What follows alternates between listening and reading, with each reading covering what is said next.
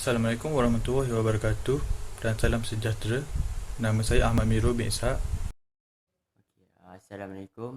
Nama saya Faisal Iman bin Muhammad. Nombor ID saya TB19021. Assalamualaikum warahmatullahi wabarakatuh. Nama saya Muhammad Hafiz bin Azizun. Nombor metrik saya TB19026. Hai, Assalamualaikum. Nama saya Omar bin Ibrahim.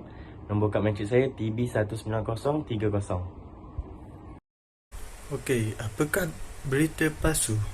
Berita palsu merupakan sejenis kewartawanan kuning atau propaganda yang tersendiri daripada penyebaran maklumat salah atau olok-olok dengan sengaja melalui media akhbar maupun dalam media sosial seperti Facebook, WhatsApp dan lain-lain.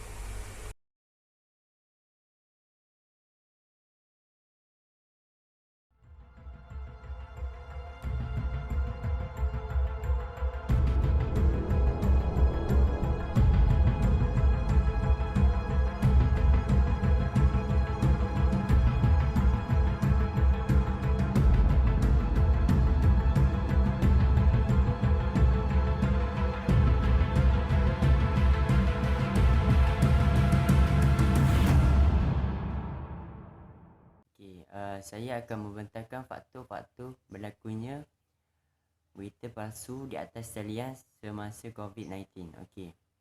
Faktor utama ialah ketagihan internet. Sebagaimana yang kita ketahui ialah remaja yang berusia 20 hingga 49 tahun lebih banyak menghabiskan masa dengan bersosial media di sosial media seperti Facebook dan WhatsApp.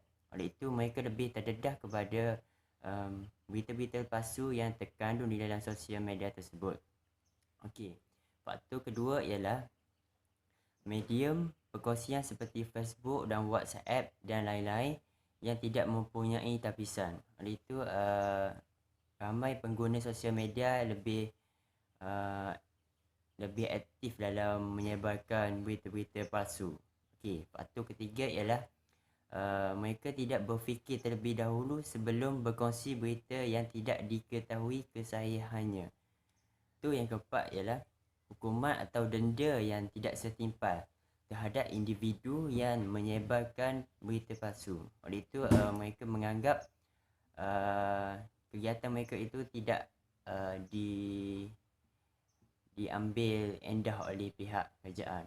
Okey, faktor yang akhir sekali ialah masyarakat yang cetek ilmu pengetahuan. Kita akan dapat lihat apabila masyarakat yang tidak mempunyai ilmu pengetahuan dalam membandingkan berita yang palsu ataupun benar dari segi berita semasa. Okey, sekian. Terima kasih. Hari ini saya akan berbincangkan tentang cabang falsafah iaitu logik. Okey, persoalannya adalah berita palsu di dalam talian semasa COVID-19 tersebar. Kenapa berita palsu ini tersebar dan bagaimana untuk mencegahnya? Okey, persoalan yang diberitahu tadi adalah logik. Bagi pendapat kami, berita palsu yang tersebar seakan-akan berita yang benar, membuatkan segelintir masyarakat yang kurang berpengetahuan tentang COVID-19 ini mempercayainya dan menyebarkannya. Persoalan yang diberikan tadi merupakan contoh penggunaan logik dalam hujahan dan penaklukan serta merupakan salah satu bentuk falasi. Falasi yang diberitahu tadi adalah hujahan palsu, digunakan untuk mengelirukan dan mempengaruhi orang lain agar mempercayai perkara yang tidak benar seakan-akan benar.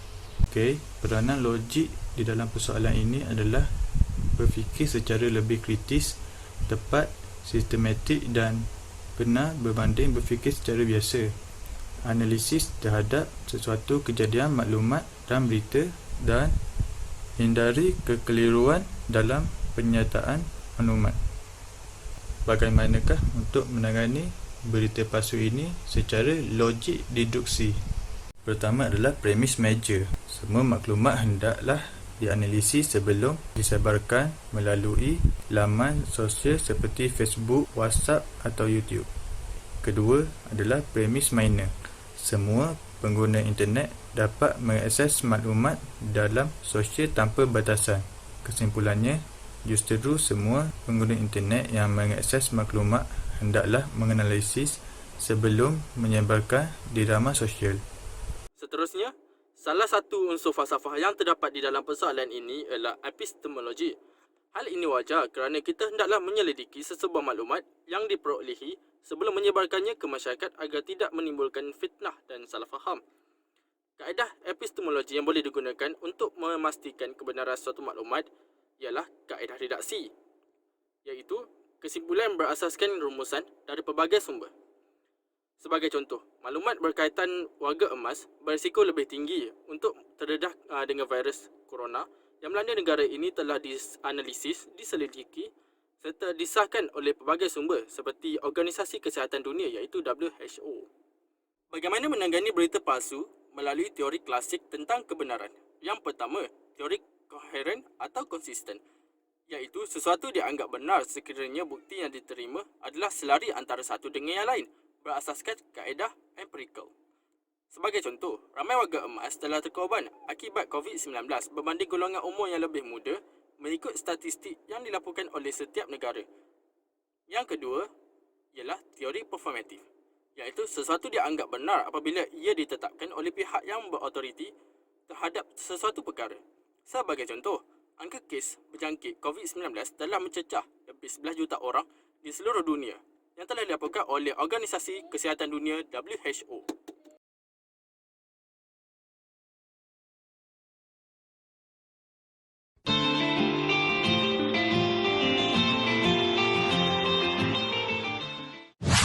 Wan, kau nak layan aku. Wan, kau nampak kat Twitter ni ada berita pasal Acap mati sebab corona. Serius lah? Mana kau tahu? Aku tak tahu, aku baca je. Aduh, kau ni mana boleh macam tu? Kau kena tahu betul benda tu betul tak betul. Oh, habis tu aku tak boleh sebar lah ni. Kau ni kalau kau sebar aku sepak kau. Janganlah sebar. Kena tahu dulu betul tak betul. Kita kena siasat dulu lah ni. Siasat dulu. Okay. Kau lama wek ni lama tipu ke? Ni lama orang dewasa ni. Hari ini saya akan membentangkan mengenai cara mencegah berita palsu di atas talian. Yang pertama, Suruhanjaya Komunikasi Multimedia atau dikenali sebagai MCMC mempunyai peranan penting dalam membendung berita palsu ini. Mereka akan melaksana dan menguatkuasa undang-undang. Mereka jugalah yang akan memantau aktiviti yang berada di media sosial kita. Yang kedua, kita hendaklah menyemak terlebih dahulu informasi-informasi yang diterima sebelum menyebarkannya kepada orang lain. Ini bagi mengelakkan daripada berita yang berita palsu yang diterima tersebar kepada orang lain. Yang ketiga, kita tidak perlu mengikut perasaan dan bertindak secara sewenang-wenangnya apabila menerima sesuatu maklumat meskipun ia belum ditentusakan. Yang keempat, kita hendaklah mengetahui manfaat berita yang kita terima tu terlebih dahulu sebelum berkongsi dengan orang lain. Jika tiada manfaat yang jelas, sebaiknya tidak perlu menyebarkan dan berkongsi berita tersebut. Sekian, terima kasih.